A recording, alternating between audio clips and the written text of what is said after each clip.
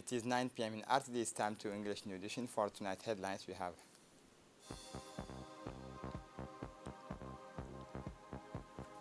the head of state receives the Somali Prime Minister.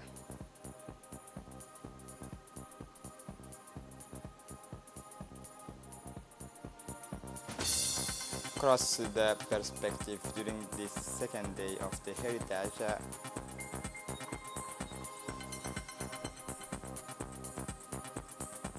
for the international scene, and deadly strikes leaves heavy human toll and humanitarian catastrophe in Gaza.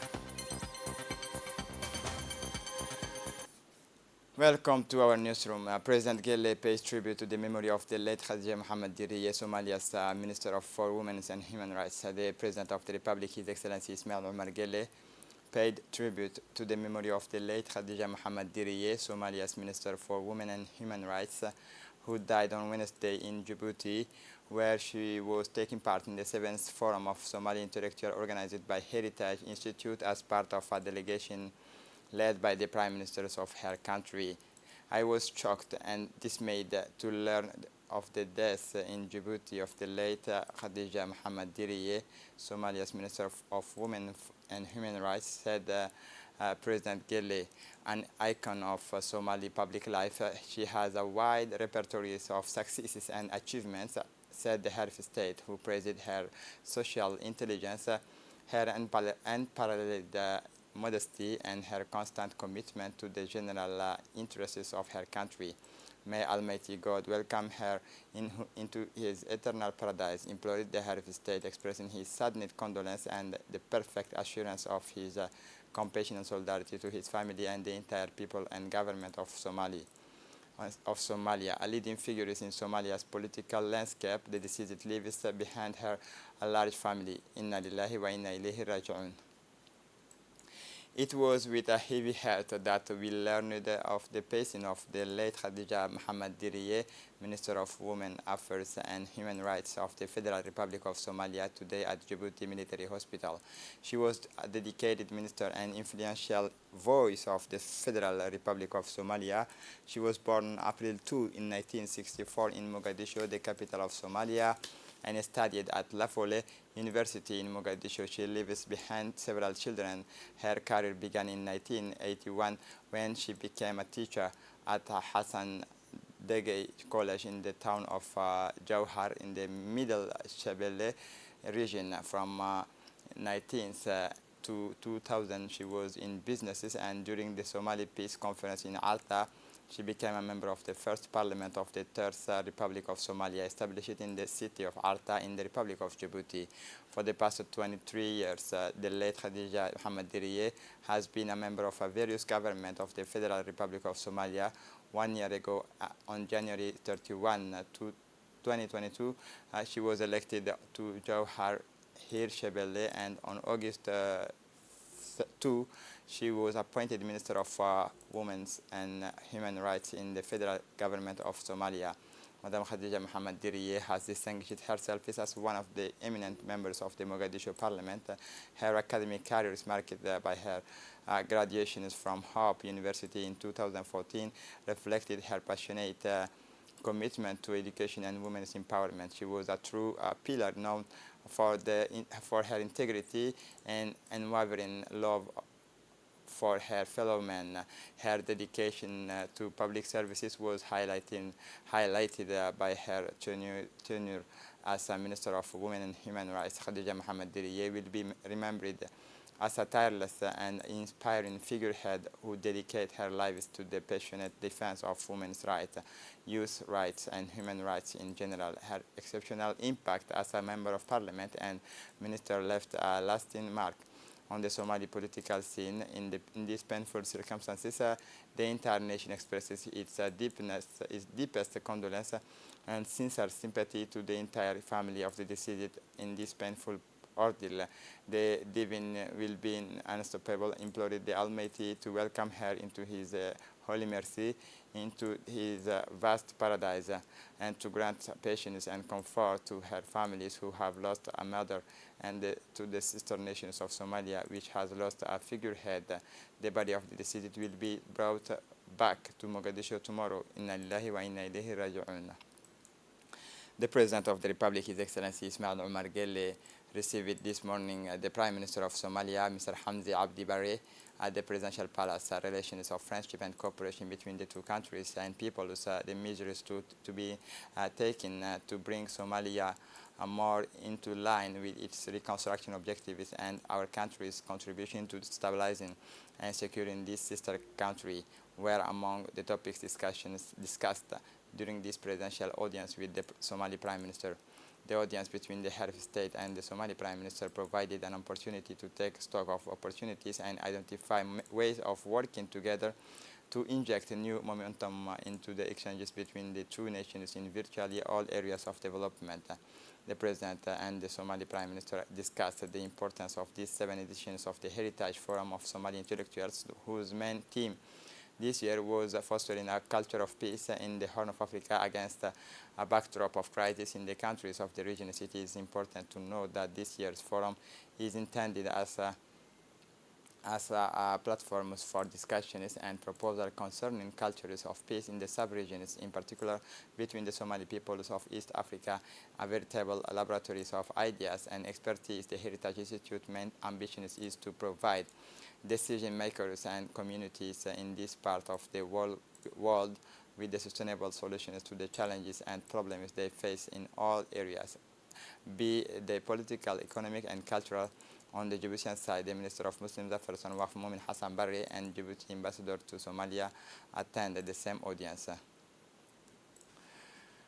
President of the National Assembly, Dileita Mohammed Dileita, on an official visit to the Federal Democratic Republic of Ethiopia at the invitations of his counterpart, Ethiopian counterpart, the Honorable Tadesse Chafo, and the President of the National Assembly, His Excellency Dileita Mohammed Dileita, made a 4-day working visit to the Federal Democratic Republic of Ethiopia at Addis Ababa International Airport. President Dileita Mohammed Dileita and his high-ranking delegation were welcomed by the President of the Ethiopian Assembly, Tadesse Chafo, the President of the Djibouti-Ethiopian Friendship Group parliamentarians, and the Ambassador of the Republic of Djibouti to Addis Ababa, Abdi Mahmoud Eibe. This was the second official visit by the President of the Djibouti Parliament since he took office at the head of the National Hemicycle. For this trip, the President of the National Assembly led a strong delegation of parliamentarians, including the President of the Djibouti-Ethiopian Friendship Group, the Honorable Omar Dan Said, the Honorable Aisha Muhammad Abdallah, the Honorable Ali Abdi Farah, the Honorable Sahal Ali Amarkaka, and the Honorable Idris Ahmed Hared in the VIP lounge of the Addis Ababa International Airport. President Dileita Mohammed Dileita and his Ethiopian counterpart agreed that strengthening cooperation between the two countries and consolidating ties between the two brotherly peoples would be at the heart of their discussions during the 3 days of activities. The second day of the annual meeting of Somali Heritage Institute continued at the People's Palace, marked by rich and varied discussions on the future of the Horn of Africa. The debate highlighted a fragile dynamic requiring in-depth reflections on crucial contemporary issues. The panelists is made up of legislators, academics, businessmen, opinion formers, and members of the civil society from all the Somali inhabited countries of the Horn of Africa, as well as from the diaspora, engaged in fascinating exchanges over the courses of the security day. Of the second day, discussions covered a wide range of cross-cutting topics, highlighting diverse perspectives of the complex, and participants had the opportunity to exchange views and visions on major issues, seeking collaboration solutions to overcome obstacles and contribute to the region's sustainable development. The mission of this is to understand this and player, underlining the need for a holistic approach to tackling the complex challenges facing the region. For his part, the Minister of Finance, Ilyas Musa Dawale, said that discussions covered a wide range of cross-cutting topics, highlighting diverse perspectives on the complex issues shaping the region. At the heart of the debate was the continuing fragility of the Horn of Africa, despite the challenges it faces. The Minister of Foreign Affairs, Mahmoud Ali Yusuf, has indicated that participants had the opportunities to exchange views and views and visions on major issues, seeking collaborative solutions to overcome obstacles and contribute to the region's sustainable development. On December 18, 2023, the permanent representative of the Organizations of Francophonie to the African Union, Nefertiti Chichamba, accompanied by the advisors to the Minister of Youth and Culture, Asli Mohammed Hussein, visited on the 5 claques in Djibouti. The delegation was welcomed in the CDC of the Neighborhood 7 in the presence of the local young people. The CDC of the Neighborhood 7 community councils and its staff, Ms. Nefertiti Chibanda, visited all the CLAC workshop and all the activities offered by the CDCs, witnessing at first hand the success of her institution's flagship project in Djibouti, CLACs, a reading and cultural animation center initiated by the OEF. As a reminder, Djibouti has benefited from a network of 5 CLACs in Community Development Center in the capital Arhiba, Wahlidabak, Neighborhood 7, and in the region Al Sabi and Obok. Well integrated into their environment, these centers are mainly frequented by young people who have access to a wide range of social and cultural activities. Nefertiti Chibanda and the teams from the Ministry of Youth and Culture then visited the new CDC Liable Mustikar, soon to be inaugurated. Welcomes as always by the local population. The representative visited the premises, which will be the future reading and cultural center for the commune of Balbala. On the morning of Wednesday, December 2023, the Ministry of Cities and Urban Planning and Housing, in collaboration with the Ministry Delegate for Decentralization and the Ministry of Labor in charge of formalization and social protection, organized the closing ceremony of the capacity building programs for the local elected officials and staff members of the municipalities of Balbala and Bulu Aus at the Al-Rahma complex. The colorful ceremony was attended by the Director General of Arulos, Mr. Abdurrahman Ali Ahmed, the General Director of INAP, Mr. Sharmaki Idris, the President of the Commune of Balbala and Bulu Aus, Mohammed Hassan and Abdul Qadir Iman Aden, respectively, as well as all the elected representatives and executives of the commune. These training programs provided by INAP for the elected representative and executive of the commune of Balbala and Bulu Aus, with the support of the Arulos agency, began on October 1st, 2023, following the signing of the tripartite Arulos INAP commune agreement for a period of 1 month, with 2 weeks for each commune, and brought together a total of 129 elected representatives and executives from the 2 communes.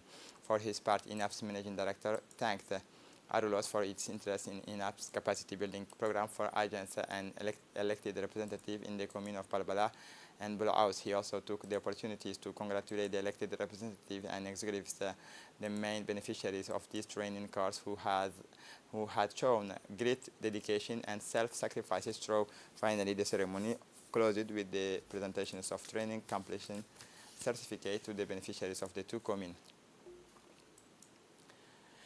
In a speech delivered on this occasion, the General Director of Arulos, Abdurrahman Ali Ahmed, praised first and foremost the commitment of INAP, which had kindly agreed to support Arulos in the training of elected officials, in particular by setting up training programs tailored by the needs of staff and elected officials in the commune of Balbala and Bulu Aus. He also congratulated the president of the 2 communes for their involvement in the training of elected representatives and the executives of the commune, who are called upon to mobilize further alongside Arulos to facilitate exchanges with the population and, above all, to support the agency in the implementations of the restructuring project underway in the neighborhoods targeted by the Zero Slums program. This morning, the sub-prefecture of the capital first district organized an information and awareness campaign meeting on preventive measures against the plastic insalubrity and insecurity in the various districts of the city of the first district. The meeting was attended by the sub-prefect of the first district, Mr. Abdi Hassan, the sub-lieutenant of the district, a representative of the Djibouti Road Services, local elected officials, CDC directors, and the various presidents of the district council. The aim of the meeting was first and foremost to congratulate all Djibouti's inhabitants for their participation in the information and awareness campaign to combat plastic insalubrity and insecurity, while also highlighting the importance of stepping up and anti-drug actions. For his part, the sub-prefect of the first district, Abdi Hassan, recalled that public health is everyone's business and that the cleaning of the city's main thoroughfares and the streets must be carried out on the daily basis, and that this campaign must continue at all times in every district. As part of the implementation of a new waste management strategy, a consultation meeting was held this Wednesday, 20 December 2023, at the 2nd District Sub-Prefecture, chaired by the Sub-Prefect of the 2nd District. The aim of the meeting was to put in place an effective strategy to manage insalubrity by ensuring that waste is disposed in this statutory times when road trucks pass through, as well as to raise awareness and combat plastic insalubrity and insecurity. The meeting was attended by a number of participants, including a representative of the Djibouti's Road Department, local elected officials, CDC directors, head of the neighborhood council, as well as the police and gendarmerie.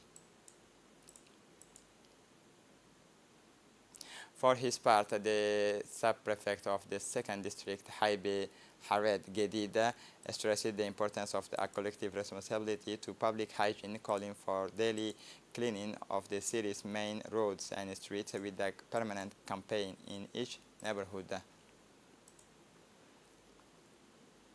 In the continuations of operation to control the price of staple foodstuff in the commune of Balbala, particularly in the Sheikh Moussa and Hayable district, inspectors from the Ministry of Commerce and the Ministry of Tourism carried out price and quality control operation. The main aim of these large-scale operations was to ensure that prices set by the Minister of Commerce are respected and to ensure the quality of food product on the market. During this mission, inspectors visited all sales outlets.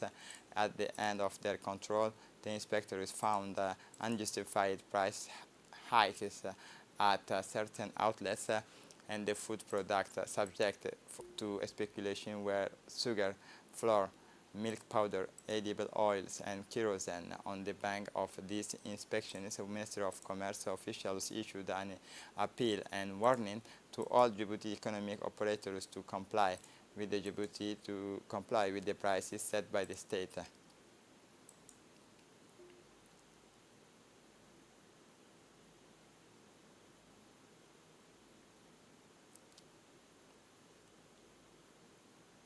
With just 2 days before the long-awaited event in the Tadjoura region, preparations are intensifying. Today, it is the turn of the Ministry of Health to mobilize for any eventuality and to prepare the medical resources, namely ambulances. This morning, the administrative and customary authorities led by the prefect of the region, Mohamed Abbas, accompanied by the chief medical officer of the region of Tadjoura, visited the various resources available to the CMH of Tadjoura to prepare for any eventuality concerning the health of participants in this gathering of the first cultural event, festivities of the White City Tadjoura. Preparations are well underway and everyone is mobilized to ensure the success of this historic event. The prefect of the Tadjoura city warmly congratulates the chief medical officer of Tadjoura, Mr. Dimbio, Dr. Dimbio, for the mobilizations of his department's road and human resources. He particularly praised the general enthusiasm generated by this cultural event, whose success is already in prospect thanks to the massive and unprecedented mobilizations of the people of Tadjoura. The prefect, Mohamed Abbas, is the festival's first supporter, was keen to reassure everyone of the security situation and invited the people of Tadjoura to honor their legendary hospitality, for which they are renowned. See you this weekend for a memorable festival in Tadjoura.